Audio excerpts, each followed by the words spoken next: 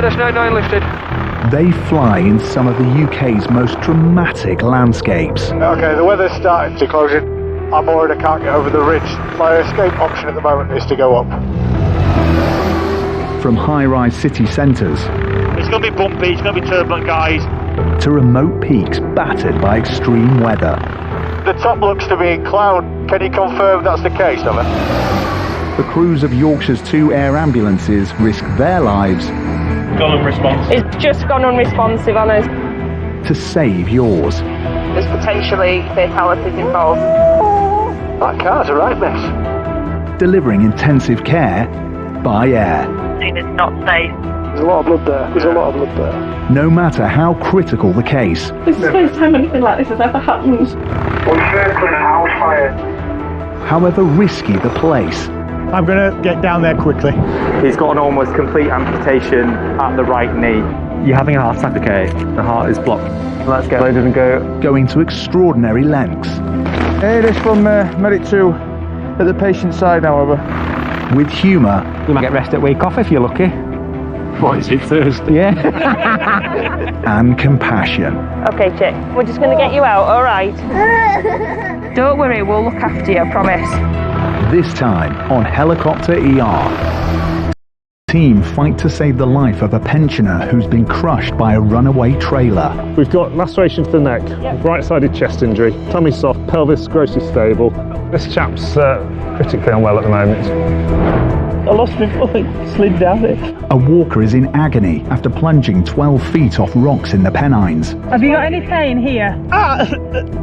Left side. Right, okay. And a teenage boy is left with serious injuries after an off-road biking accident. What hurt? Just my hip. Your hip hurt. Okay, fella?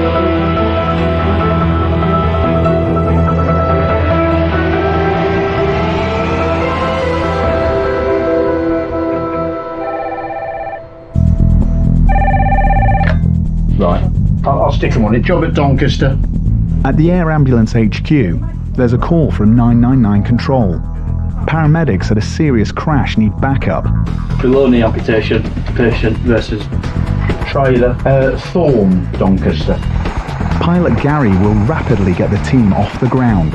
Autopilot, engage. Auto trim, engage. Visors down and brief.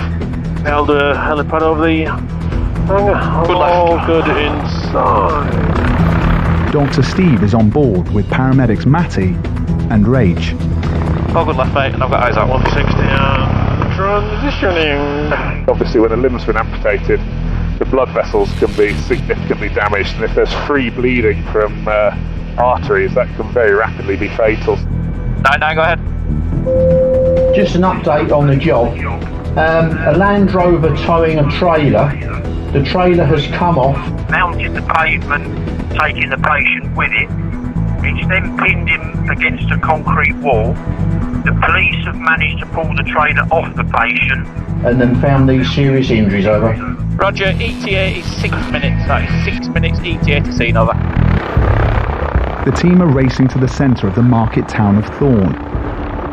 I've got police cars blocking the road there, parked sideways on. It's just coming in, it's down there in that junction there. Yeah, that's it, mate. That's where Chippy is, yeah. But landing close by could be tricky. The car park of Discount Tyres isn't big enough. No, Roger. Is the school? Has anybody seen the gates open in that school? That gate's open. That's it. Yeah, we can get out of that. Okay. Come in left, then back in. Roger. So it's going to be through the gates, 2 o'clock. Straight onto the main up and road. then right. Main road, Just turn watch right. that plastic crate to your right, Gary. It Plastic should blow crate. away. Yeah, I'm happy with that, mate. That'll just disappear. Good left, mate. We're it right out of here. Yeah, right out the front. It's a short walk to the patient's side. Hi guys. Steve, the doc, Rach, paramedics and helicopter. Hiya fella, I'm Matty. What's your name? Coming out. Ivor. I'm Matty. Some of my colleagues are just going to assess you from all angles now, mate. All right. Ivor. We've got Steve here and we've got Rachel as well. Okay. Ivor, how old are you? Born in 1949. 49. So you're about 72. Is that right? Yeah. Does that ring a bell? Yeah. Yeah. Pensioner Ivor Parlett is in great pain. His lower leg is almost severed, and he has multiple injuries. Any pain in your chest at all? Is that sore where I'm pushing? Yeah, there. Yeah, we're fine. So Okay. there's quite a large laceration across the front of his neck. Yeah. I'll just put a dressing over it and just apply a collar just to free my hands up on it, really. We've got laceration to the neck, right-sided chest injury, tummy soft, pelvis grossly stable, limbs as you see, and we've got access. So scoot, get some TXA in, and I think we'll be going by road to Northern if that's all right, Tom. This was a really significant leg injury. Despite working in a major trauma centre where we deal with massive limb trauma all the time, this was as bad as they come pretty much. I'll get some TXA. It was clear that we needed to get him to definitive care as quickly as we can. Ivor was out walking just a short distance from his home when the loaded trailer of a passing car became detached and mounted the pavement, pinning him to a concrete fence. Once they've got him out, it's found the kind of catastrophic injuries to his lower legs. There's no catastrophic bleeding at the moment, which is good, and that's been, whatever bleeding there was has been controlled by a tourniquet. We're going to get him scooped onto the back of the ambulance where it's a bit warmer so we can have a proper look at him. What's your pain at the moment, Ivor? In your leg. Okay, I'm going to give you something for that pain. Let me get out of here and I'll sort out some care. Rach, get some TXA. So this chap's critically unwell at the moment. He's got significant chest injuries and life-threatening leg injuries as well. So we're just working to get everything that we need to on him. Get some TXA into him, which will help his blood clot and get him some pain relief just prior to moving. Sorry, Ivor, you have to put a new coat on your Christmas list, buddy. We'll get you sorted though, don't you worry. You're doing brilliant, my friend. So, you want something for your blood, are you? Keeps it thin, does it? Yeah? Yeah. Yeah? Have you had a heart attack? No. No, lovely. Let's keep it that way, yeah? Right. Good man. TXA is going in now. TXA in, and Tom's just drawing up some morphine for us. So we're going to get you some strong pain relief in, okay, Ivor? And then we're going to move you. I'm going to keep you covered up with this jacket, so that's nice and warm. He isn't fully amputated, but I don't think it's going to be salvageable. As soon as we get him on scoop, we're going to get him off to Northern General, probably by road, but I'll let you know once we've... Yeah, no problem, mate. So this was truly a freak accident. This gentleman was in the wrong place at the wrong time. Had he been 10 yards further on, 10 yards further back, he would have witnessed the accident and damage to a trailer and a wall, but unfortunately he was right in the middle of where the trailer impacted. If you take the bottom end then, Rach, we lay it onto the blast dress. It's not really to dress it necessarily, just to act as an absorbent layer. Ivor's wounds are highly unstable. He's going to need very careful handling to avoid worsening his injuries. Sorry, sweetheart, this is going to be really uncomfortable. Move your lead. Okay, if it gets really sore, we've got some more pain relief. Okay, matey. Just moving it now. Just going to lift it into a split. Hands. His foot's not attached to the lower leg. I'll take top end. You take top end. Okay, ready, steady.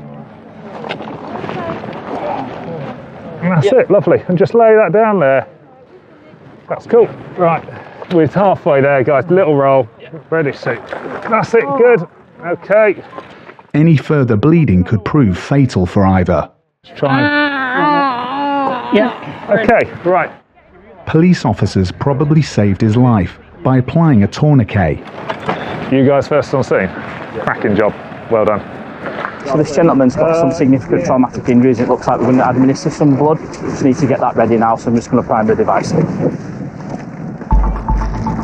The air ambulance has brought critical A&E care and Dr. Steve directly to the roadside today.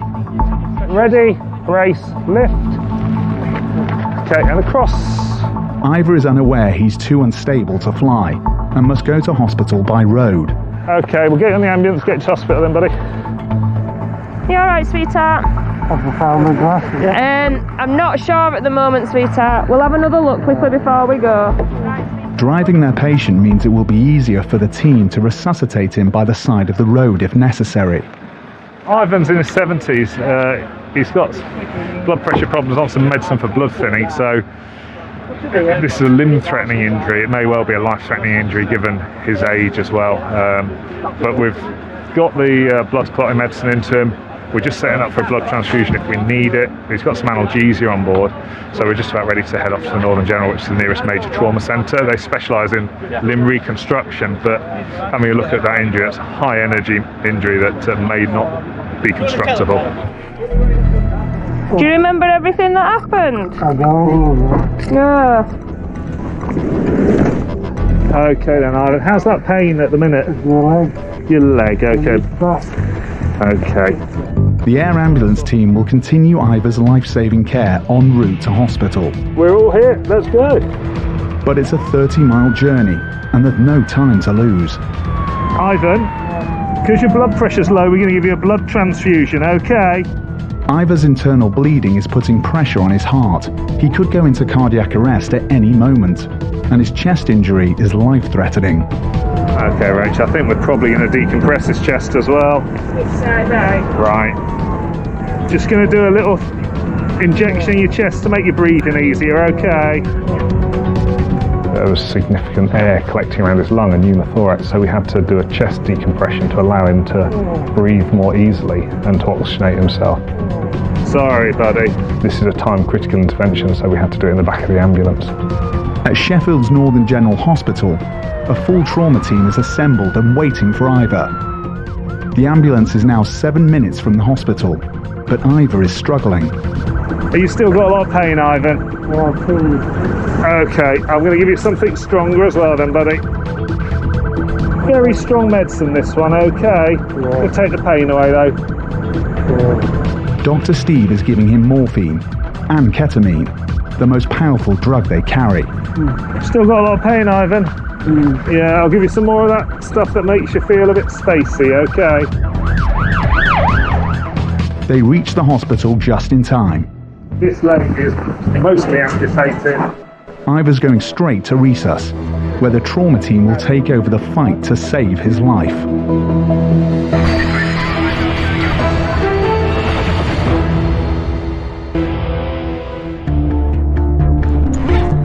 At the Nostell Air Base, new aircrew paramedic Tammy is checking the helicopter's medical supplies. And these are sort of like the really controlled drugs that we keep. So we've got oromorphine there, ketamine, midazolam and morphine. She's been on the air ambulance team for just 4 months. From day one of starting university and qualifying, it's everything that I've ever wanted to do, ever aspired to be, really. Quite challenging to begin with, but absolutely love it. Like, wouldn't want to be anywhere else. Like, it's the best job in the world. A lot to get used to start with, a lot to learn, but yeah, love it. It's great. Tammy's next case is about to take her to the soaring Pennines on Yorkshire's most westerly border. I landed on it funny. I managed to put myself up against the rock. And you've hurt your back as well. Is it your back and your leg? On the air desk, a walker is on the line to 999 operators, and dispatcher Mikey is listening in. Charles, do you want to where is it? Meltham, fallen 10 foot off rocks. Out walking on Meltham Moor. Helimed 98 is scrambling for the hills near Huddersfield. Paramedic Pete's in charge of pre-flight checks. Door silence and stretcher. Secure the front, secure the back. Yeah, secure the back. And secure mine. So we'll just go VTOL out of here. Go west. With pilot Lee at the controls, it's a 10-minute flight to where the Pennines rise 2,500 feet above sea level. I believe it's a 36-year-old male who's fallen from some rocks and sustained back injuries and a leg injury in quite a remote area. That's why Mountain Rescue coming on just to help mobilise him and get him out safely. The Calder Valley Mountain Rescue Team will provide local knowledge. This is tough country, and carrying one patient down from the peaks can take 20 volunteers. 98 from Edit. Receiving, pass your message. Your DCA is 4 minutes away as to the location of the road, not the patient. All copy, thanks. Finding a casualty in this terrain isn't easy. Is that the DCA? On the hill. Halfway up the hill? If the grid's accurate, Yeah, it's that crag. the height, yeah. Can you see that, Tammy, from your side? The road running up the hill. Yeah. There's a crag to the right hand side there. We think there's a vehicle up on this road. Edison 98, overhead scene, looking to land. Lee must touch down on a landscape pitted by old mine workings. Tammy, George, Yeah. look down the back of the tail, yeah, to see what my clearances are like. I'm just going to try to find somewhere as flat as I can. Yeah. How's it looking your side, Pete? It is really uneven. Yeah, I get that. Yeah, it looks quite foggy as well, just so you're right, Lee. Let's try something a little bit different then. It's plan B for Lee. As far as I can see, front skid, we're good. LS from 98, we've landed.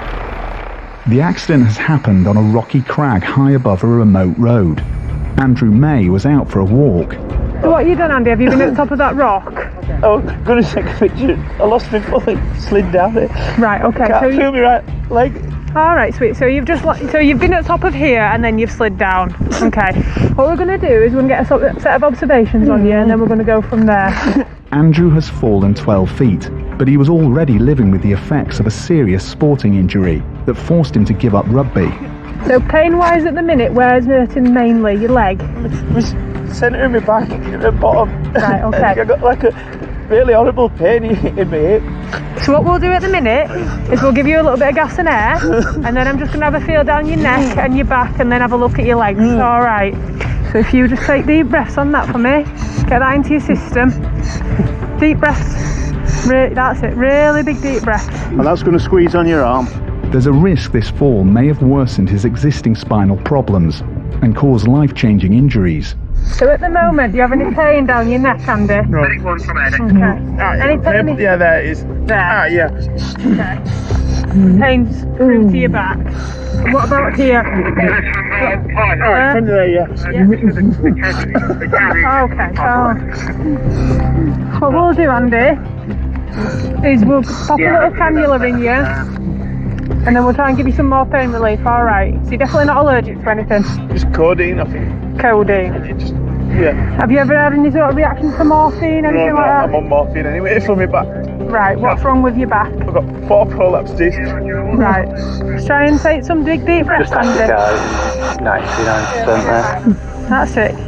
After injuring his back playing rugby, Andrew lives with pain, but this fall has taken it to another level. Try not to do it in stages, just really big deep breaths. Pain. Yeah. I know it's really difficult, but just try and calm down a little bit. All right. I'm just going to have a quick feel of your hips and your legs, and then we'll go from there. All right. Have you got any pain here? Left side. Right. Okay. The pain and numbness he's describing are ringing alarm bells for Tammy and Pete. So when I touch your head, it's tender, yeah. Is it tender? Yeah, there. Right. Can you move your legs so it's like that? It's right, numb. Yeah. Can you do it? No, I'm trying. And what about this leg? Any pain here? I feel that leg. It was quite clear to see that he were in agony, sort of screaming out. We sort of got him quickly on the Entonox and then decided to give him morphine to get rid of his pain. They're going to strap Andrew to a rigid spinal stretcher. Mountain Rescue are trekking up the crag to help. Depending on numbers we've got, then it'll either be a carry up and we'll fly him or we'll relocate him down to DCA. Andrew came up here to get some exercise, but rescuing him is going to involve a lot more muscle power. Okay, it's just, we've got to do it gradually for safety for you, okay? From an extrication point of view, if we can get the scoop underneath his backside, and then no, not just yet. We're not in a position to move you. We need to make sure we've got enough people. If I could pull that in and then try and move him out and ease him down flat. Yeah, and take it from there. Mountain Rescue are preparing a bell stretcher designed for carrying patients over rough terrain, but Andrew's condition must be stable before he can be moved. A couple of BPs have been a bit more reliable. 118.79 looks more realistic, doesn't it? Right, I'll give you a little bit more morphine before we move you, Andy. It's going to be painful. Keep on with that Entonox, alright. He seemed quite settled after the two of them. His pain went down quite dramatically and remained quite calm. And it's a great feeling because you know that you're helping that person too. Andy, as your legs are at the moment, do you think we can move them so they're closer together? Yeah. If we do that, great stuff. Gas and air, mate. This is quite an important time to keep on it because we're going to start moving you a bit, okay? Will you lift your legs up? You don't have to do anything yet. Keep going on that gas and air, Andy. Okay, well done. Okay, have a minute now. Where's that hurting, Andy? My spine. Your spine? Steady. Andrew's existing back injury is making an already tricky job even harder. Okay, just hang fire there. A little bit more. Yeah, let's just reposition though. Okay, does everybody feel like they've got a bit? Yep. So we're moving up the stretcher. We'll go and move. Ready, steady, and move. Yeah, ready, steady, and lift. We can move onto the flat. A bit further if we can. 45 degrees towards your leg. Ow! What's that? Ow! What's that? What's the matter? Shooting me! Getting Andrew to the helicopter means climbing 30 feet up a boulder field. Will I get over this rough? I've only got 15 minutes to go now. Don't know if you know, guys, but once you're on the stretcher, it'll take the weight so you can slide on. At last, Andrew is ready for his flight. This from minute 1. Just update for you. Tammy's been on Huddersfield, they won't accept, so we're going to fly 12 guy. Andrew is heading for spinal specialists at the major trauma centre in Leeds. Guys, you happy in the back? Oh, yes. Yeah. Oh, good, thanks. You're clear left. Helimed 98 will have Andrew in Leeds in just 10 minutes. Airbus 98, we've lifted from scene and routed into LGI. Pete's concerned for his patient. I think definition-wise, with that leg, he's got a change in sensation. Seems like spasm to his pain, the way he's reacting there. It sounds like a sciatic sort of, it's saying it's sharp, stabbing. If he takes morphine regularly, it's probably not going to be as effective, is it? We're inbound, about 1 minute out. Okay. Just eyes out for the cranes, guys, please. Airbus 98, we're on final for LGI. Okay. A building boom in Leeds is making it hard for Lee to reach the hospital's rooftop helideck. I can't believe how many cranes have popped up. Right, mate, so let's just offset to the left and do a right-hand turn. So we're committed to land. A little bit of turbulence, nothing to worry about. I'm scared. Lee's sense of humour is an acquired taste. Like you've had too much pop. Too much pop? What do you mean? Too much caffeine. Coke. You offering to get me a Nero's? I'll get you a Nero's if you get me on the ground. Airbus 98, we've landed at LGI. Andrew is being taken for immediate scans on his back. That's it, Andy. The results could be life-changing for the team's patient.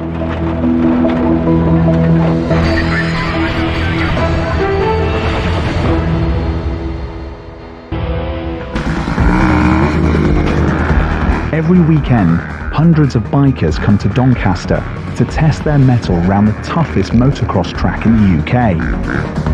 Keen youngsters start at just 5 years old, but the tricky jumps don't always go to plan. 4652, it just came through as purple. It's Fat Cats at Doncaster. There's been a 999 call from the motocross track. Dispatcher Andy is straight on the radio.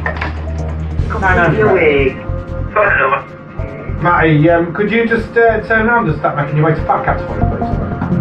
Roger. Second call said unconscious and potentially gargling. It's a 14-year-old male with a possible head injury and a broken leg. High above South Yorkshire, pilot JB is turning his medical team around. Paramedics Matty and James and Dr. Neil are now heading to the Fat Cats track. Cleared into the zone.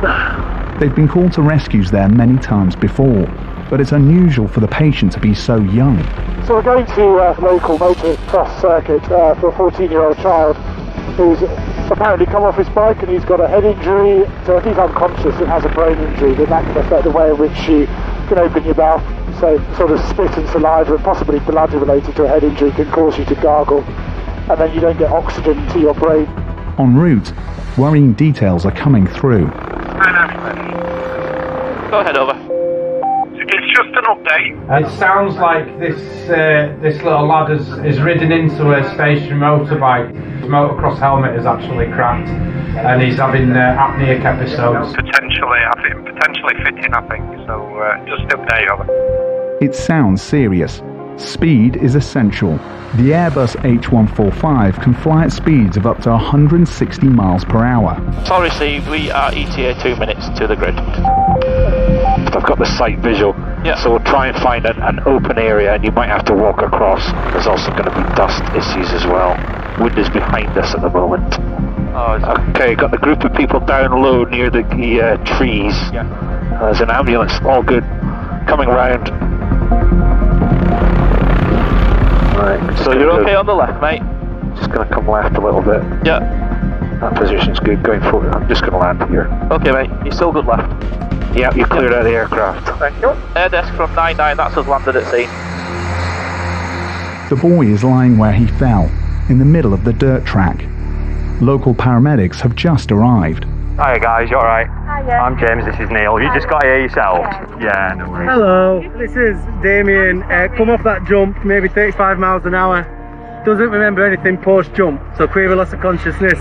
No catastrophic hemorrhage, airways patent, breathing's alright, we're just getting some SATs. He's got a radial pulse. Okay. That's where I'm at. Has he got a little bit better, a little bit more awake? No, he's a bit confused, keeps asking what's gone on. Okay. And then his eyes have been he's been a bit dazed. When my leg got off, he said he wasn't moving, so I don't know whether he's knocked himself out.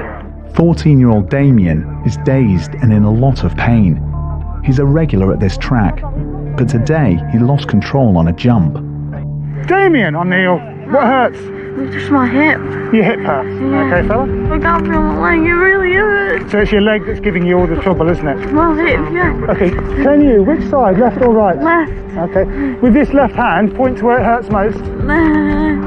There, okay. Wiggle your toes on the right. And now wiggle your toes on the left a little bit. Okay, that's, no, it's okay, that's fine. It's really cold. Yeah, let's get the blanket back over you. Have we got some more blankets or something to get, please? Thank you very much. No, but I'm hurting so bad. I know. Right, let's cut this top off and let's have a look at your chest and get some of this body armour off, mate.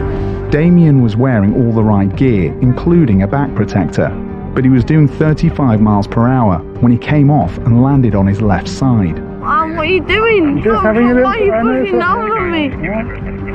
It's just to check where you've hurt yourself, buddy, alright? What are you doing? Stop! Just checking it, mate. Alright, we just need to make sure.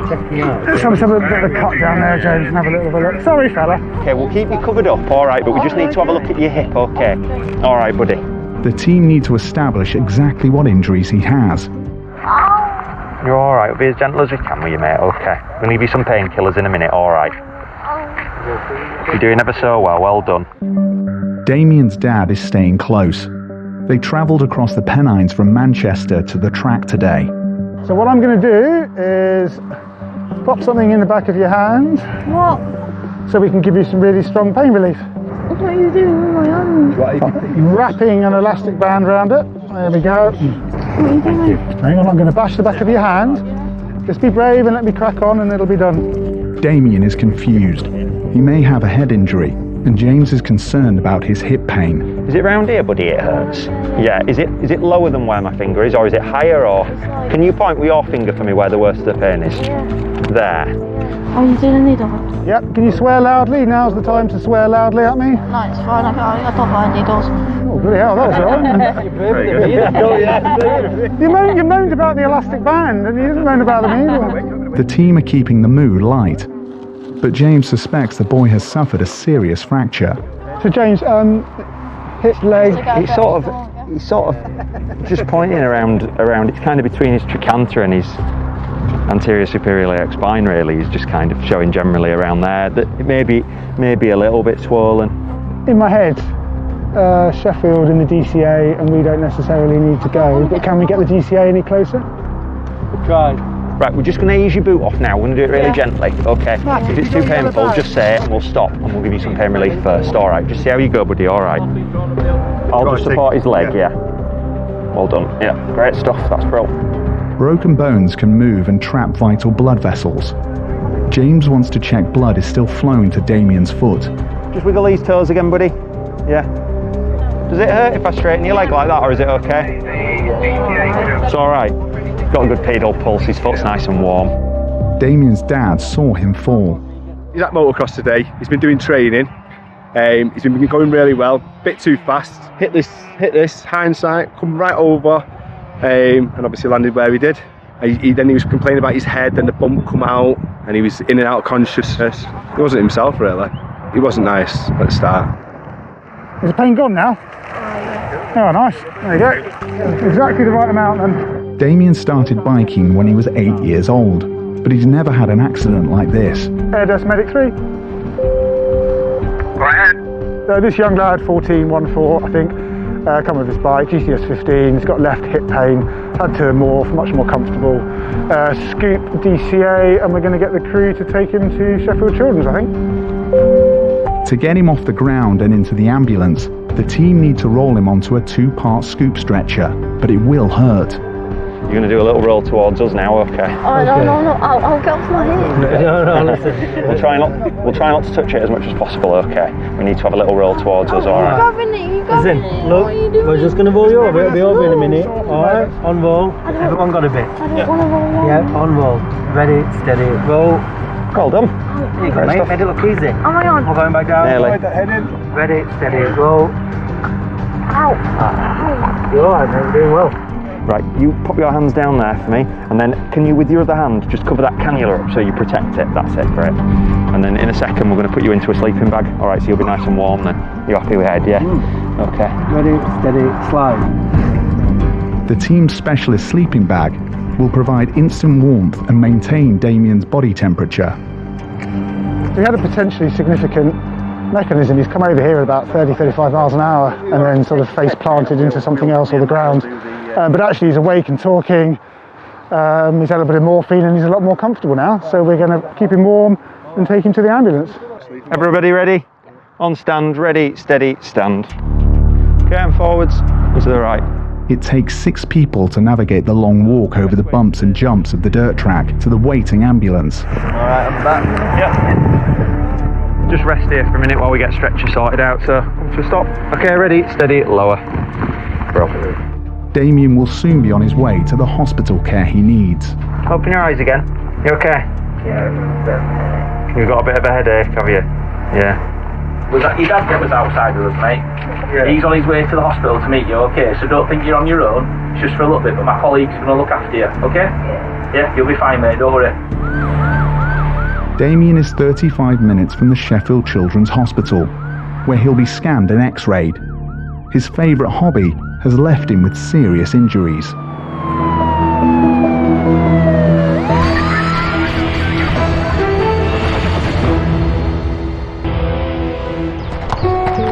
Britain has a love affair with horses. There are over 1 million of them in the country, but riding is officially one of the UK's most dangerous sports. And today, the team at Nostell must respond to a 999 call from a field in East Yorkshire. Beverly, fallen off horse, possibly shattered neck, possibly unconscious. There's 3 different calls. It's an immediate scramble for paramedics James and Lindsay. Engines well to flight. Confirm by fine guarded. Confirmed guarded. Doors, harnesses and stretcher. Autopilot. Is all in. Auto trim.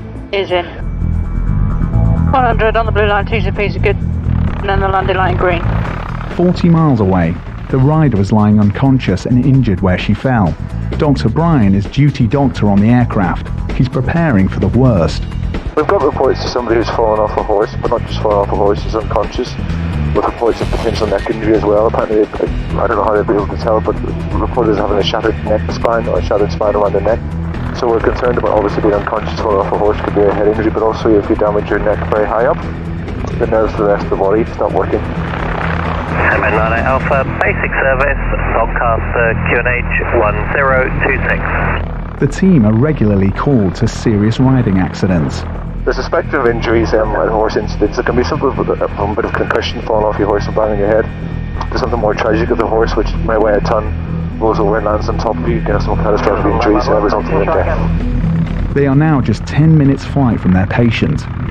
98 air desk, update when you're ready. 98, ready for update. So I rang back someone on scene that said that they're really worried about this patient. James, is access going to be tricky to hear? Do we know anything about access in terms of getting to the job or Becky? I've got nothing specific. This person that I spoke to, I made aware that there was potentially a helicopter heading that way, and was there a place to land? They said there's lots of places to land and that they'd lock the horse away and then keep an eye out. Is this in a field or a farm, or it should be? Farm, yeah. Yeah, so there's this row of houses on the other side and then this farm this side, so that looks good. Yeah. Yeah, there's people down there. Oh yeah, there's somebody running there, presumably to open a gate. Right, he wants me in this first field. We've just got the poles by the road. I don't know where they go. So there's definitely wires there, but they're not, I don't think, going through the field. No, they're just at the pole at the corner, so I'm happy with that. Okay. They're circling a riding arena. I'm going to pop it on the right hand side of the dirt patch. Okay. All good my side. Thank you. Pilot Elaine has landed just 100 yards from their patient. 59-year-old Judy Blackmore has regained consciousness and is being looked after by her partner. Hi Judy, my name's Lindsay with the helicopter. This is Brian. Did Judy walk at all? Or get up or move? We haven't tried her. But whenever she fell, was someone with her? Me, I was with her. She didn't try, she didn't even attempt. Right, fine. Can you feel me touching your arm? Yeah. And you can feel me touching here? Yeah. Lovely. Can you feel me touching your leg? Yeah. And this one? Lindsay's checking for loss of sensation, which could indicate spinal damage. Any pain where I'm pressing here? Yeah. Here? Yeah. Okay. So I think you might have broken the shoulder. Yeah, and maybe a rib or two if you've fallen on this side. Yeah. So but hopefully if that's it, it's been pretty lucky because this floor's quite nice and soft to a point. Softer. Not as realistic. Softer than concrete. How big's the horse? Big enough. Do you have any health problems? Do you take painkillers for that? Yes, from the doctor before, but it's got better. Well, I mean, this looks more right-sided than back, so you never know. I've had all sorts of things. That's all horses though, isn't it? Yeah. My mum's the same. Yeah. Judy's horse is 16 hands high. He tripped in the arena, throwing Judy over his neck to the ground. Did they stop? He stopped at a good pace. I didn't. And it was like, clunk. She hasn't moved since she's fallen off a horse, which is a bit of a concern. We think she's broken her bone in her arm there and a clavicle, and maybe has some pain in her neck. So we're just going to be really, really cautious here. There's a land ambulance on its way, and we'll get them to take Judy off to the Hull Infirmary. Have you ever had morphine before? Oh, yeah. Yeah? So we're just going to give you some morphine to kind of help with this shoulder. And then hopefully we can make you feel a little bit more comfortable and I can have a little bit more of a look of this chest. Judy's in remarkably good spirits, but in 54 years of riding, she's notched up several accidents. I used to bounce, you know. Now I've got clunk. And today, she's fallen 8 feet head first, and her head and neck have taken a serious blow. How have we got on with neck? So there's no central neck pain. She's got slightly right-sided tenderness. She's got some right-sided neck pain. She's come straight off the top of the horse. And she's had a previous fracture of C7, more of the kind of the tip of the bone rather than the actual vertebrae itself. Judy broke her neck in a riding accident 30 years ago, and is ringing alarm bells for Dr. Brian. Do you have any pain in your neck, Judy? Yes. In the back of your neck? Yeah, we'll immobilise it. The team are taking no chances with an old injury. They'll immobilise her spine before they move her. We're going to keep you flat and we're going to put some blocks just around your head just to keep you nice and still. Like where the pain is in your neck is on the side, which is good, but because of your previous fracture, we're just going to be a bit cautious with you, especially because you've come off it at quite a height. Yeah. Abdomen soft and it's non-tender, pelvis seems intact, there's no long bone fractures. She's got what we can identify at the moment is a clavicle appears fractured because it's deformed. There's possibly a humerus mid-shaft fracture, and there's potential for a rib because it's quite tender when I'm pressing on it. They'll place Judy's arm into a vacuum splint. Are you ready? So I'm just going to lift it up a little bit. Sorry. It's just going to go a little bit tight on your arm, is this okay? Yeah. It just takes all the air out of it, so it just holds it all nice and rich together. Alright. The splint will mould to the limb and prevent her broken bones from moving. Ready, steady, and lift. And then we'll just go feet first towards back in. An everyday practice ride has gone badly wrong for Judy. It's her 60th birthday tomorrow, but any plans will have to wait until she's out of hospital. Happy birthday to me. No. How does that feel, your shoulder? I'm not going to get out. Do you want to? Judy's heading for scans at Hull Royal Infirmary, where doctors will check her old neck injury for further damage. There's every chance she'll spend her significant birthday in an operating theatre. Hiya fella, I'm Martin. What's your name?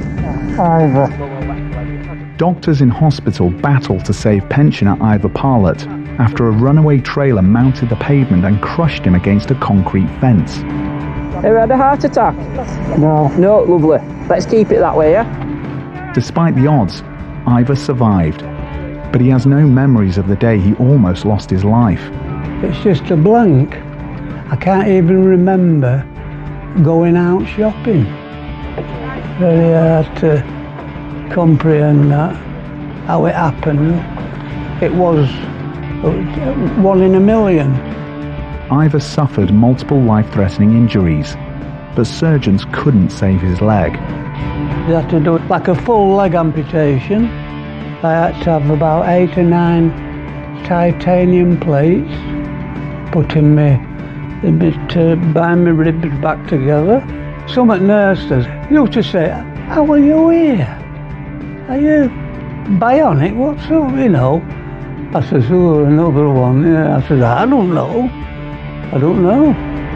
There was no evidence of dangerous driving by the owner of the trailer, and the case against him was dismissed. I just think, I'm lucky to be alive and I'm glad I'm here. I've got to make best of what I've got. Ivor's injuries have been life-changing, and he's still in pain. But after months of physio, he's doing his best to stay fit and... When I gave me bungalow, it'll be a massive wrench leaving here after 45 years, but it's all for the best because you don't get any younger. You get used to something, don't you? And finally you accept it and then you make best of it, you know, and that's what I'm going to do. I lost my foot, slid down it. Andrew May spent 4 days in hospital after falling 12 feet from rocks while walking in the Pennines. Try and calm down a little bit. Scans found he had no new injuries, but he did aggravate the already damaged discs in his spine, caused by a rugby accident 5 years previously. After a long spell on crutches, Andrew is walking again, cautiously. Has he got a little bit better, a little bit more awake? No, he's a bit confused, keeps asking what's gone on. Doctors found 14-year-old Damien broke his pelvis and shattered his left eye socket after falling at a jump on a motocross biking track. He spent several months in recovery, but it hasn't put him off the sport. He's now back on his beloved bike again. So I think you might have broken the shoulder. Yeah, and it may be a rib or two if you've fallen on this side. Judy Blackmore was released from hospital the same night after falling off her horse. She broke her shoulder in 3 places and tore several tendons. 3 months later, Judy was able to return to riding her horse, Dylan.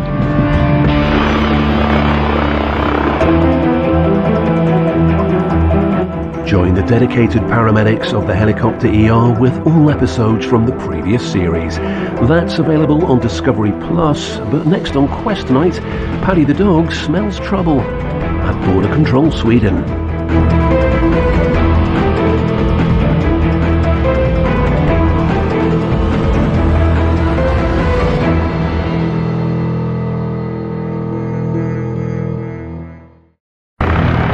That's 99 lifted. They fly in some of the UK's most dramatic landscapes. Okay, the weather's starting to close in. I'm worried I can't get over the ridge. My escape option at the moment is to go up. From high-rise city centres... It's going to be bumpy, it's going to be turbulent, guys. ...to remote peaks battered by extreme weather. The top looks to be in cloud. Can you confirm that's the case, Evan? The crews of Yorkshire's 2 air ambulances risk their lives... Gone unresponsive. It's just gone unresponsive on us. ...to save yours. There's potentially fatalities involved. That car's a right mess. Delivering intensive care by air. It's not safe. There's a lot of blood there. There's a lot of blood there. No matter how critical the case. This is the first time anything like this has ever happened. We're circling a house fire. However risky the place. I'm going to get down there quickly. He's got an almost complete amputation at the right knee. You're having a heart attack, okay? The heart is blocked. Let's get loaded and go. Going to extraordinary lengths. Hey, this from Medic 2 at the patient's side, however. With humour. You might get rest at week off if you're lucky. What is it, Thursday? Yeah. And compassion. Okay, Chick, we're just going to get you out, alright? Don't worry, we'll look after you, I promise. This time on the Helicopter ER special, Storm Malik lashes Yorkshire. The team battles 60-mile-an-hour winds after a massive tree crushes a car. The driver is trapped and his wife is badly injured. I could just see this huge branch that was just there. Paramedic Lisa is struggling to reach her patient. How does your breathing feel? Oh. And there could be another casualty. There's a dog in the car.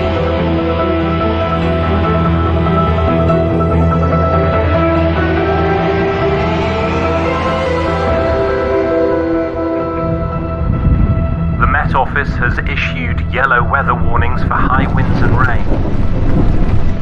It's January 2022, and Britain is braced for Storm Malik. Gusts of up to 100 miles per hour are expected, bringing widespread travel disruption to all parts of the north.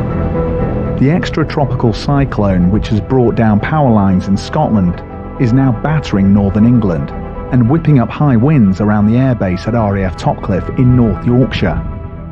How was your drive to work this morning? It was windy, wasn't it? Yeah. It's 9:55 a.m, and on the early shift, paramedics Gemma and Lisa are grabbing breakfast while they camp. I were a bit late because I drove out of the village and a tree was across the road, which wasn't helpful. If a storm's got a name, then it's usually a bad day at work. Because normally you've heard about it on the radio and you're driving to work.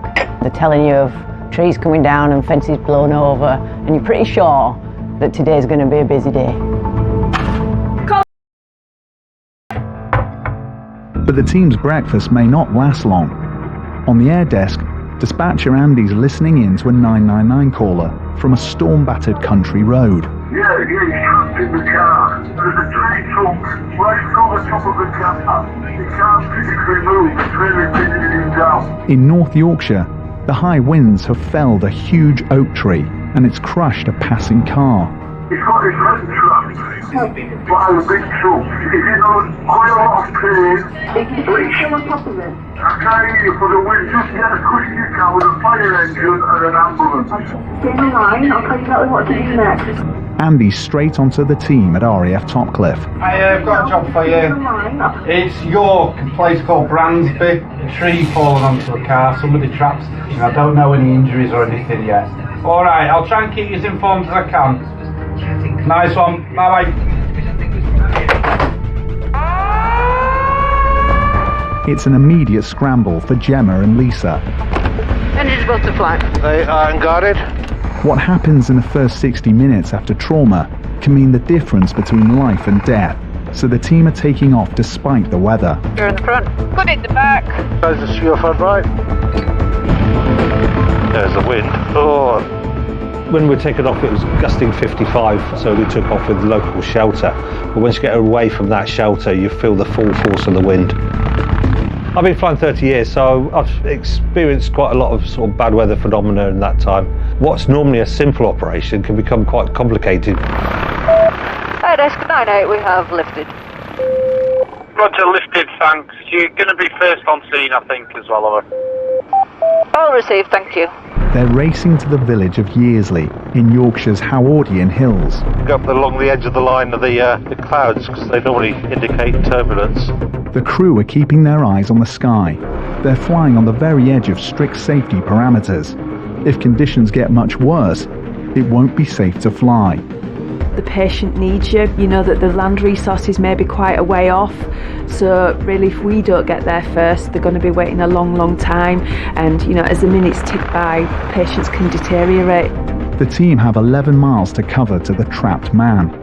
Flight time is 4.5 minutes. Today it's a really windy day. There's some sort of storm Malik going on. We're going to a job now where somebody's trapped in the car, a tree's come down on them and trapped them. We don't have the capability to remove trees or anything like that. We'll probably need additional support to help us get the patient out. 1,500 feet below the helicopter, fire crews and a land ambulance are racing to the rescue. Winds are still gusting at over 50 miles per hour, but Helimed 98 is nearing the fallen tree. Okay, I've got some down on the right. Oh yes, it is on that grid. So there's the tree there. Is where that truck is. That was bad timing, wasn't it? Wrong place at wrong time. As we circled round, you could tell there was a massive tree, so we knew that we needed to get down straight away. It looked super serious from above. Right, where should we land? This side or that side? Desk 98, we're just overhead looking to land. Okay, bringing the power as we come downwind. Ideally, we're looking for a landing spot which is large and flat. So of course, when you're going into wind with 60 knots, in a 60 knot wind, you're basically going to hover over the ground. And of course, with the associated turbulence with low levels, the aircraft is sort of bouncing up and down, which is a very, very dangerous situation. We're not going to be able to get that tree off ourselves, are we? No.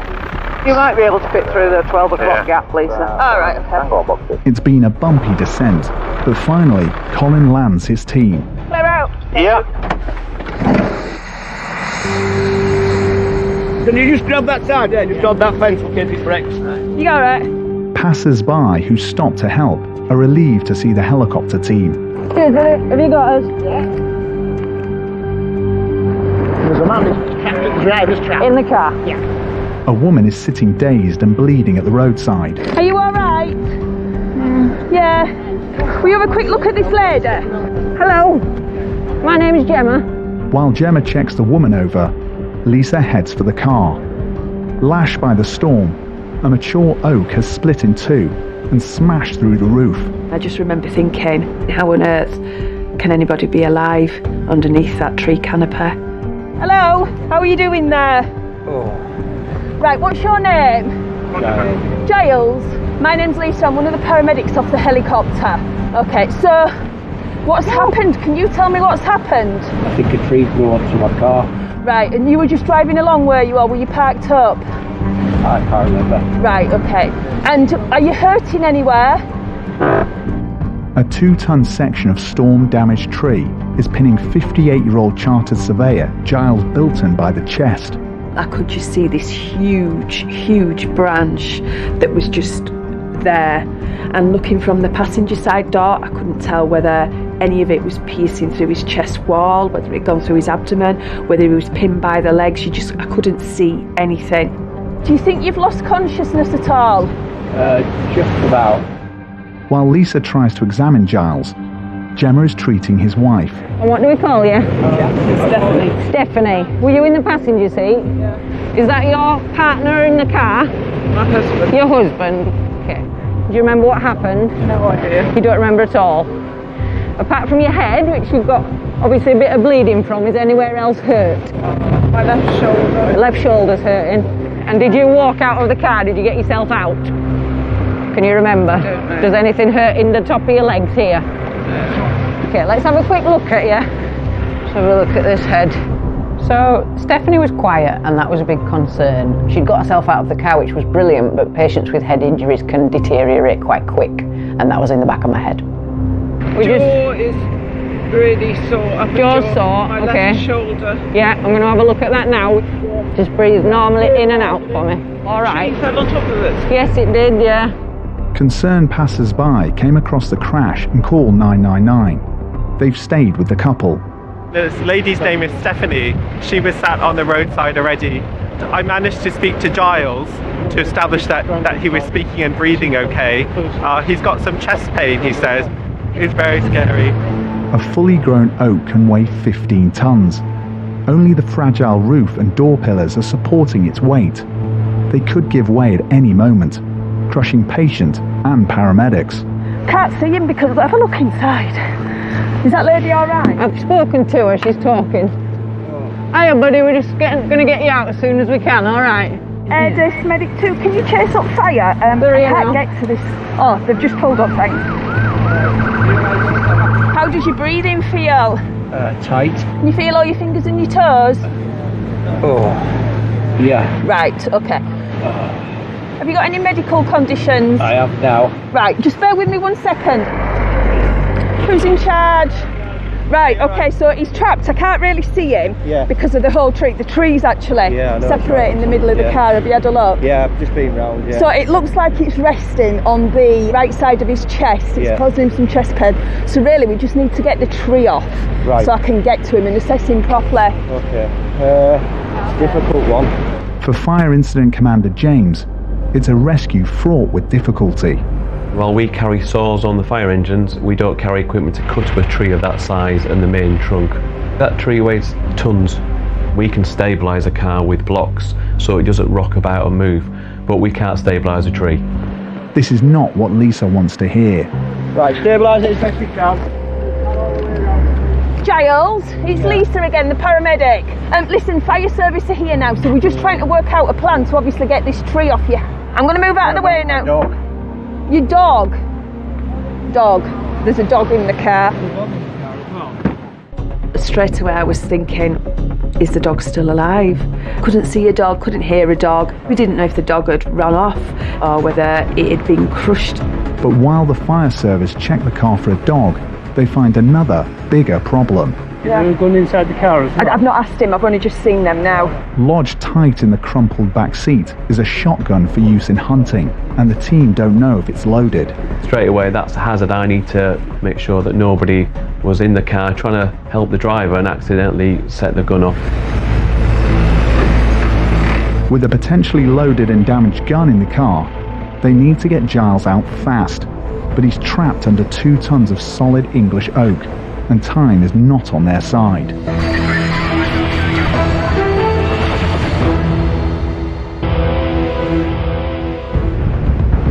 As Storm Malek tears through northern England, emergency crews are about to begin the battle to free a driver trapped under 2 tons of oak after a tree was torn down in high winds. So really we just need to get the tree off, so I can get to him and assess him properly. 58-year-old Giles Bilton is pinned by the chest and may be critically injured. Yeah. You've gone inside the car as well? I've not asked him, I've only just seen them now. A shotgun for hunting is lodged in the crushed back seat, and fire crews don't know if it's loaded. Did you have your dog in the car? Your husband's saying that there was a dog in the car. I don't know what we were doing, or... Is there a gun in the car as well? I don't know. There's bullets on the floor. Would he have a gun? Does he own one? He does own one, yeah. We're going to try and get you out, okay, Giles? You can't get to him. I can't get to him. If we start moving, could that potentially fire then? No, it's empty.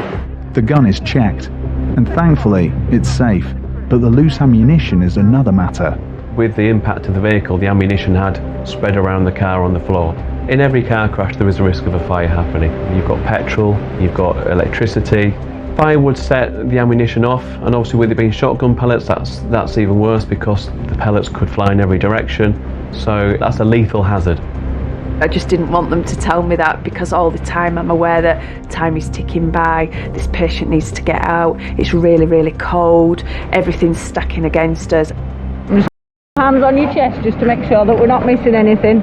Gemma is treating Giles's wife Stephanie, who was helped from the wreckage by passers-by.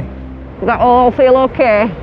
She had facial injuries and she was complaining of pain in her shoulder, so I didn't know if she had a head injury that was deteriorating in front of my eyes, and that's always a concern for a paramedic. Would you mind if I cut your coat just so I can have a look at this arm injury? No. Is that all right? Let's just see where this blood's coming from on your head as well. Stephanie has suffered a blow to the head. She is worryingly confused and unaware there's been an accident. Honestly, I can't remember anything. Absolutely nothing. No, I mean, it's almost as though it could have happened to somebody else. Not to me. Where were you going today? No idea. Not sure. Where did you come from? I don't know what we were doing. Okay, don't matter. Sometimes in your head you don't remember things for a while, and that can be completely normal, so don't worry about that too much. We were going to some friends of ours to go shooting, just a little farm walkabout. I also then said I need to have some breakfast, so it probably made us a little bit later setting off. And had I not done that, we might have sailed through and missed it and it would have been fine, but we didn't. Let's just get this coat and we can get you something for your pain, all right? Fire crews are clearing the first branches from around the driver's seat. I'm going to stay close by. I'll have to move out way a little bit when fire service start doing their thing. All right. Yeah, she's okay. She's side of the road. She's hurt her hand and it looks like she's got a cut to her head. Okay? Inside the car, Giles's breathing is giving Lisa cause for concern. He'd got a massive tree that had landed on him, so the potential for chest injuries, abdominal injuries, crushed leg injuries, pelvic injuries, they can all lead to quite significant deterioration very quickly.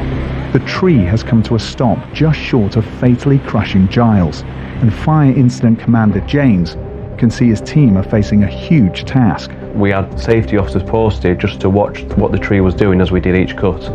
And if it was starting to move in a way that we didn't want to do, then we'd stop that cut and we'd review what we were doing at the time, because that could have rolled the tree further into the cab.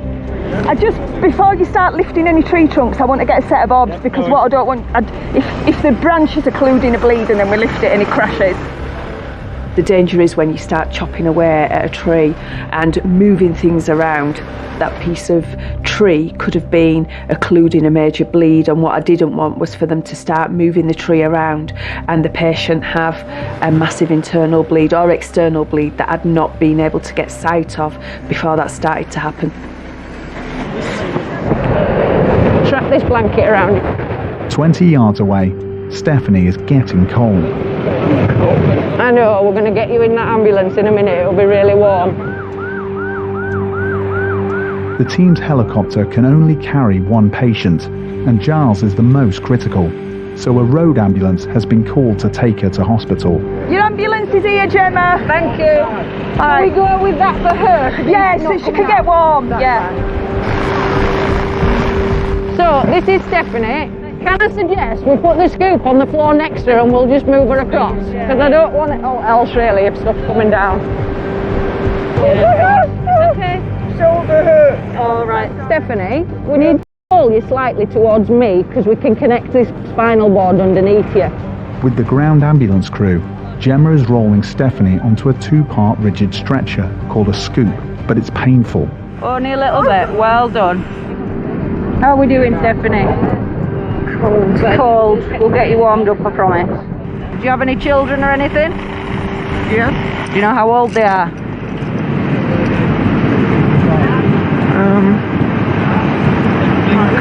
I can't think. Her inability to remember her children's ages is a red flag for Gemma. A massive tree had potentially come into contact with Stephanie's head. It had pushed the top of the roof in, which had come down to kind of head level, and I was just really worried if it was more serious than it looked. Are you happy? Yeah. Ready, brace, move. Gemma's keen to get her into the warm road ambulance, where she can be checked over by local paramedics. Get her on the back and have a quick look and see if she's ticking any of the boxes, and I'll come back to you in a minute.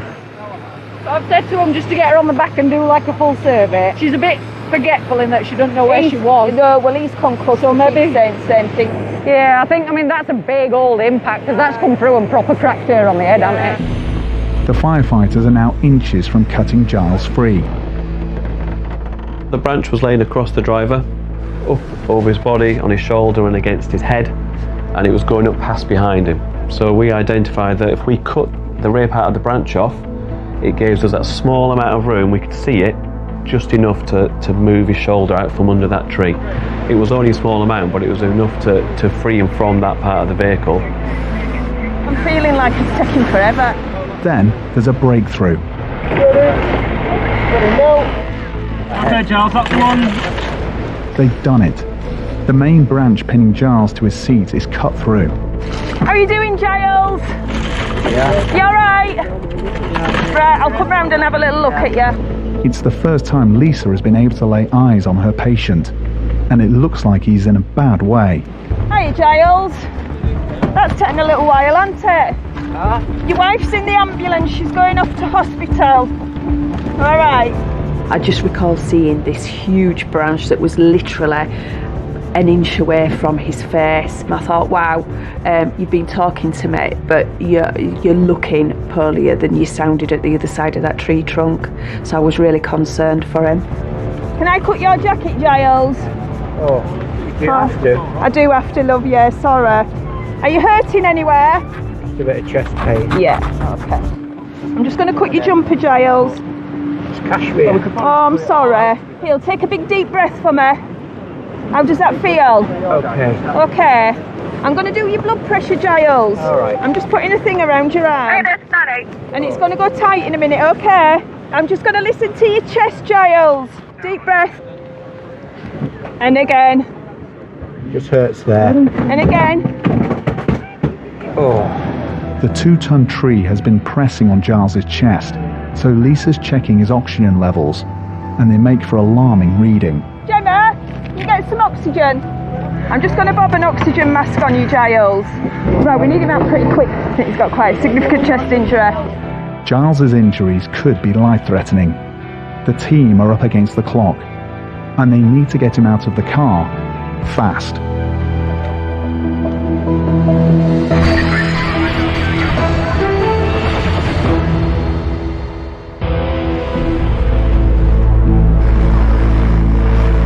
Storm Malik is devastating northern England, and on a country road in North Yorkshire, emergency crews are battling to free Giles Bilton after an oak tree fell on him and his wife, crushing their car and trapping him by the chest. Firefighters have sliced through century-old boughs of oak to get to him, but with no time to lose, they're now cutting into the car. So SATs are 89.90. I need to get hands on him to have a proper feel. But he has got air entry from what I can hear. Okay. He's got central neck pain as well, so we're going to have to do a proper extrication. Okay. Just a waiting game. I know. Air desk 98. Hi, go ahead. So we've got 2 patients, 1 male, 1 female. The male is the driver and is currently still trapped. We've just got access enough for us to get some observations, which Lisa's doing. Second patient is currently in the DC8. She's got head injury, shoulder injury and hand injury, but GCS 14 I would say, and we'll update further, but I think our intention is to fly the male passenger to James Cook. All copied, sir. Yeah, all correct, thanks. Do you want him out? Right, he's got central neck pain, so we're going to have to do a proper get him out correctly. So if you want If someone else moving, tell Dan and tell me, and we can put things out as we can. Right, cool. While firefighters are cutting through the car's side impact bars, Gemma is going to check on Giles's wife, Stephanie, who's being stabilised in the road ambulance. Hi. Just having a think about that mechanism. I think she does go to a big place, because that's a big old impact on your head, isn't it? It is, yeah. She's a little bit forgetful about where she was. She doesn't even know what's happened. Okay, was she driving? No, she was passenger, but it's properly intruded into her kind of head area. It's come right through the roof. Stephanie and Giles will be treated in hospitals 50 miles apart. We've been married for 32 years, but we were actually together for nearly 7 years before that. We'd met each other in York because my best friend from school was the sister of one of his great friends at school, and then obviously a few years later we bumped into each other. We got together and the rest, as they say, is history. So, yeah. While Stephanie heads for A&E in York, firefighters are still battling to free Giles from the wreckage of their car. How much longer are we looking at? Because his oxygen levels are low. Minutes, right. Where's my dog? The couple's Labrador, Isla, was in the car with them, but no one has heard even a whimper from her. Rescuers fear the worst. Then, at the rear of the car, the fire crew see movement. I saw the dog looking back at me, and I could see it looking, I could see it moving, so it seemed quite happy. Once we have the driver safe, that was the next part of the plan, to get the dog out of the car. They're coming to look after your dog for you, okay? Oh, thank you. Right. What's your dog called? Isla. Right, he's going to be out in the next minute or two, so if we can be ready to go in when they've taken that side out. Really want to get him out. His oxygen levels are a bit low, and we need to do a proper assessment of him, but obviously we need to dismantle the car that's wrapped around him at the moment to allow us to do that. We're getting there though, but every minute feels like an hour. At last, with a final clip from the jaws of life, the team are clear to go. You alright? He's desperate to get out, like. Right, okay. Are we all ready to go now? We're ready to go, yeah. Alright, Giles, we're going to start getting you out, okay? With unknown injuries, extracting Giles from the wreckage will take the whole team and all their skill. Have we got muscle ready to take the board, yeah? Yeah, they're all ready. Right, Giles, we're going to try and get you out now. You're going to feel a hard board under your bum. They'll need to keep Giles immobilised as they move him to avoid worsening his injuries. Giles, my name's Gemma. I'm going to be holding your head All right, I don't want you to move your head. Stop for a minute.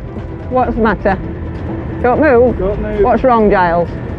It just hurts me. It hurts you where? Neck. On your neck. Okay. Sorry. It's okay. It's good that you tell us. We want you to tell us, okay? We're going to try gently turn you round towards your right hand side. Yeah. If it hurts too much, shout stop, yeah? Yeah. Are we ready? Yeah. So we're going to go on my count. I've got this board. Right. And we're going to slide him round towards you. Yeah. So Giles, let us do the moving, okay? Yeah. You're going to feel some hands on you. I'm 15 stone. That's fine, we can manage. Is everybody ready? Yeah. We're going to go on move. Ready, brace, move. Right, not a lot's happening. That's pressing on his leg. A piece of wreckage is pinning their patient's left leg. Actually, no, there we go. Got a bit of clearance there. Ow, ow. Where's that hurting your neck? Someone get on the other side and give us a push. Yes, do you want me to take over his head? Right, keep moving, Giles, if you can manage it. Try not to move your head. Brilliant. Well done, right. Giles. Can someone just protect this metal from his head? Are you alright? Your chair. Where's that oxygen? Just watch his head. Watch his head. Can you keep coming? Well done. You're doing brilliant. Inch by slow inch, Giles is carefully manoeuvred from his crushed car. You're almost there. Okay. Lay back a little bit, Giles. That's it, brilliant. Bit more. Brilliant.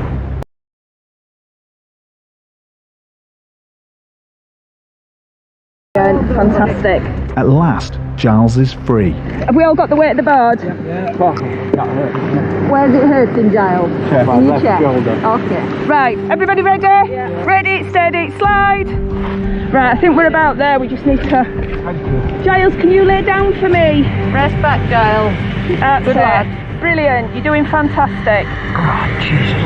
Giles is on the rigid spinal board. Is everybody ready? Yeah, ready. I've got the neck, so I'm not carrying it all. Yeah, on your count, Liz. Ready, steady, move.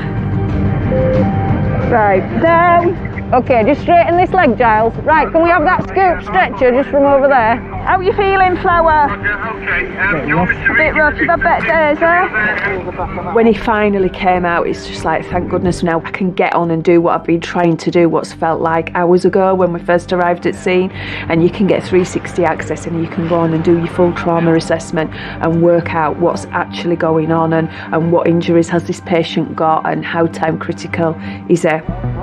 Right, so what we need to do between us is just try and log roll him towards you, and then we can put that together. Yeah, no. The team are transferring him to a scoop stretcher. Just going to roll you onto your right side ever so slightly, Giles, right, pal? Is everybody ready?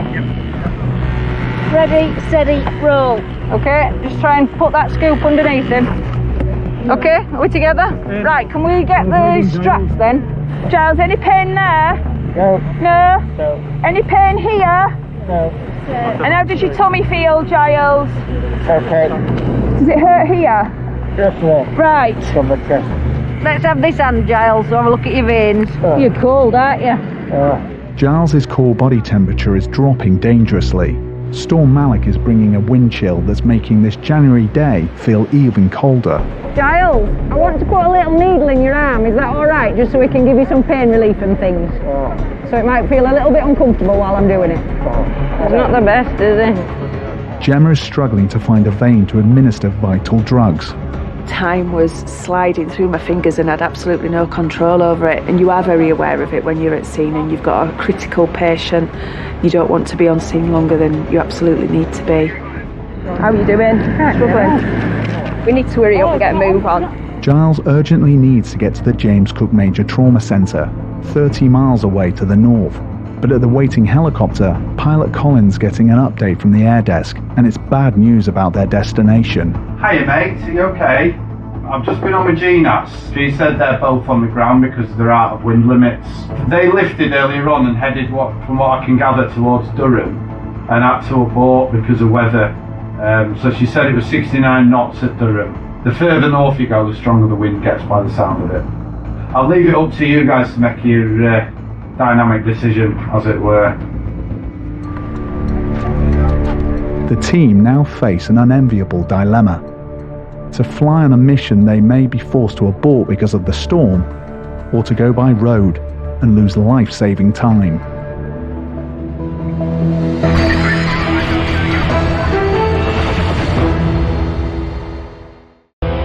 driver's trap. In the car? Yeah. Do you feel okay breathing? Storm Malik is battering northern England, and on a rural road in North Yorkshire, emergency crews have sliced through century-old boughs of oak to free trapped driver Giles Bilton after a falling tree crushed his car, injuring him and his wife Stephanie. That's what she said. What she said. Giles is in a bad way, and now the worsening storm is threatening to prevent the flight to hospital that he desperately needs. I'm just going to ring James Cook. Hiya, it's Air Ambulance. Can I put a pre-alert in for a trauma coming into you? Okay, so I've got a 57-year-old gentleman. A 57-year-old gentleman. The high winds are making communications difficult. Lisa is ringing ahead to the hospital. Giles is so serious, they're going to attempt to fly. 5'7", yeah. He's been driving his car and a tree's come down and gone through the roof of his car. He's got lacerations across his head. He's got extensive left-sided chest injuries with SATs of 89 on air. Complaining a bit of numbness in his right hand. But his main injury is his chest. That's what he's triggering on. We're about 25 minutes. Are you able to try and put some of these straps on at top end for us? Giles is finally ready for his flight to hospital. But Isla, the much-loved family dog, is still trapped in the wrecked car. Where's my dog?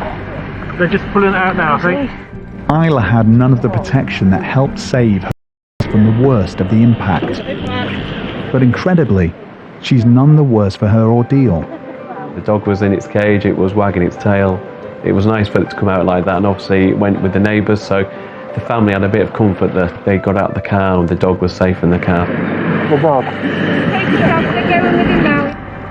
Because they'd had it in a dog crate, that kept the dog safe for itself and also for them in the car too. It's not flashing back. Let's have another look somewhere else. I can't get out. Giles is so cold, they can't find a vein to administer drugs, and they're running out of time and options. How many goes did you have? 2? You couldn't get access? No. Should we try and get him over to aircraft and I'll try and get one? Yeah, you can do if you want. We're just in the road, aren't we? It's getting cold. Yeah. Right, we just need to get zip up. The team's high-tech sleeping bag will instantly warm Giles and maintain his body temperature. Ready, steady, lift. The race is now on to get Giles to hospital. Security at James Cook are aware, 25-minute ETA over. Making that decision to put the patient on the aircraft without IV access is a tough decision to make. It's not an ideal situation to be in, because if things deteriorate, you can be pretty stuck. So if you go to one side and lift up on there, buddy. Ready, steady, slide. Right, I'm going to crawl through, Gemma, and get him sorted. Ready, Lise? And then you'll hear a click. 1016, 500 feet indicated. Colin is braced for a difficult flight. The weather conditions at James Cook may be even worse than at the roadside. You're aware of the situation as it is when you land, but of course if you're on the ground for an hour or so, things can change quite drastically. We were within limits of where we were, and as far as I knew where we were going, it might be okay for the aircraft to have a limitation of 50 knots, but not everybody wants to fly in those conditions. On board, Lisa is faced with a deteriorating patient and no way of getting drugs into him. Right, so we've no IV access, so we can't give him any morphine or any ondansetron. He's got a chest injury, so entering up isn't ideal, is it? I don't really want to have that chest injury. No. Just keep an eye on his SATs in flight. Yeah. So I think we've gone as far as we can. I think so, I yeah. don't think there's a lot we've missed. So we go then, can't we? Right on.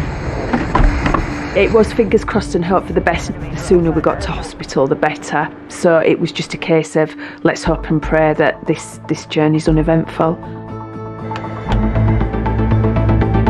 It's time to fly.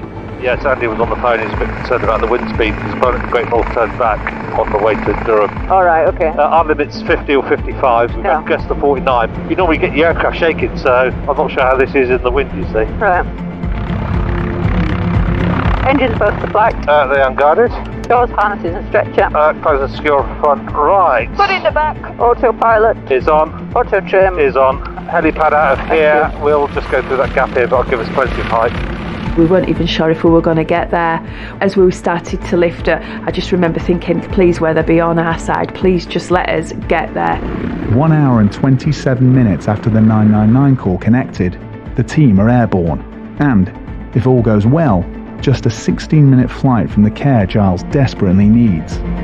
Desk 98, we have lifted for James Cook. It promises to be a bumpy flight. You alright if I unbuckle, Colin? Yeah. Just gonna bob him on 3 lead. The winds are gusting at around 50 miles an hour, Oh, bit wibbly wobbly. and they're slowing the aircraft down, adding crucial minutes to the journey. Right, we can go up the Vale if you like. Do you reckon that one might be a bit more comfortable? I'm in your capable hands, Col. Yeah, I'm just thinking if anyone feels a bit queasy in the back. I can't give him anything. I was just going to say that, we can't do anything about that, so I suppose the smoothest ride would be better. Yeah. The wind was coming from the west, hitting the side of the hills and rising up, causing severe turbulence.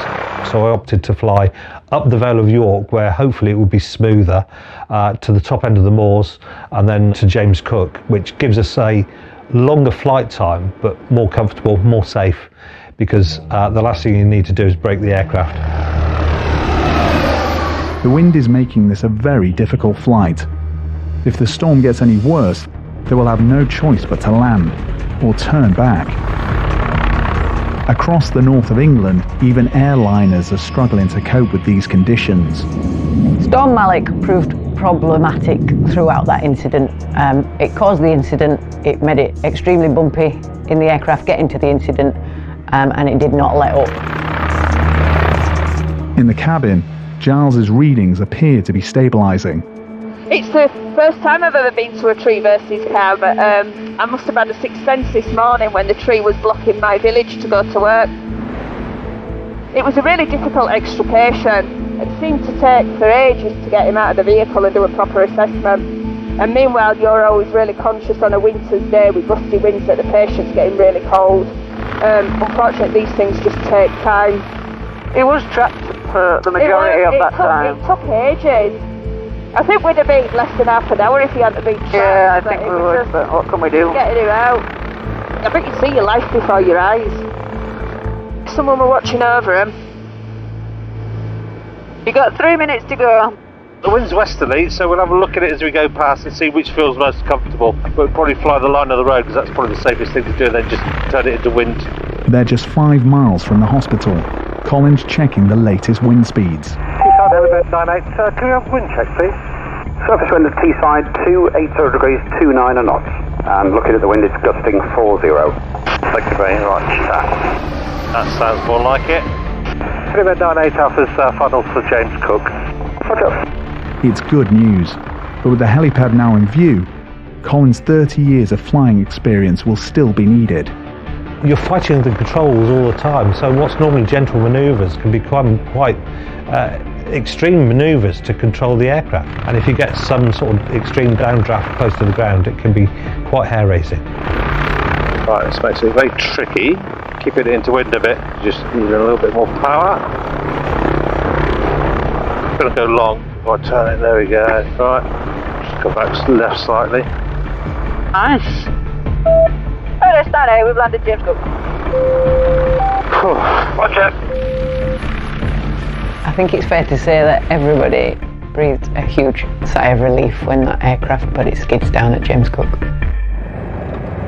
21 minutes after takeoff, Giles has made it to the hospital. The journey would have taken almost an hour by road. You alright, love? So you're at James Cook Hospital now? Right. Alright, your wife's gone to York Hospital. Alright then, let's get him out. It is 1 hour and 50 minutes since the team was scrambled. The Mammoth rescue has undoubtedly saved Giles's life, but he's not out of the woods yet. Right then, Giles, shall we get you out of this wind? Come on then. A full hospital trauma team is assembled and waiting. Giles is heading for resus and scans to his chest. His injuries could be life-threatening.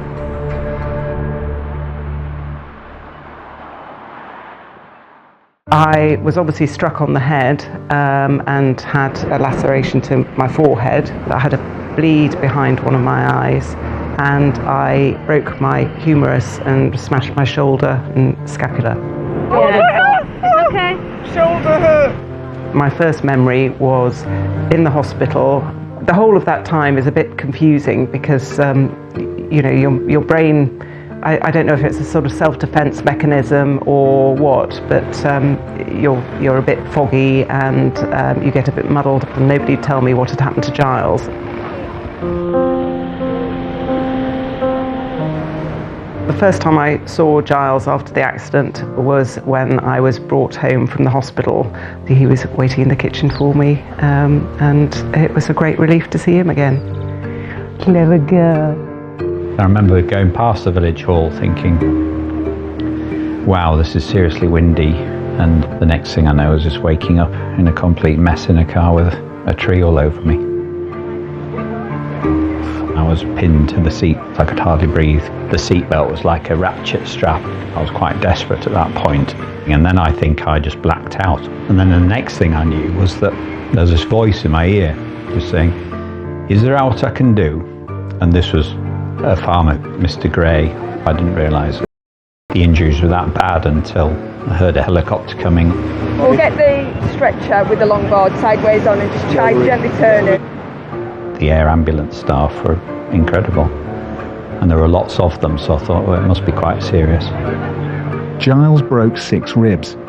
The fallen tree came to a stop just inches short of fatally crushing his lungs and heart. We were lucky, well, very unlucky to be hit by the crown of the tree, very lucky to get out of it, and I'm pretty much fully recovered, to be honest. I still cannot believe that 2 people driving along in a car got hit by a tree of that size, meant that they both survived. A few centimetres either side, and I think it would have been quite a different job, and I would have been remembering it for a different reason, and I'm glad I didn't own this situation. You're not allowed on the settee, are you? Hey? She's fine now, we think. Working on a helicopter, you go to a lot of sadness, you do, but there are ones that stick in your mind, and this will be one of those that's ended up with a happy ending. It does make you reevaluate your life, and you've just got to enjoy life every day.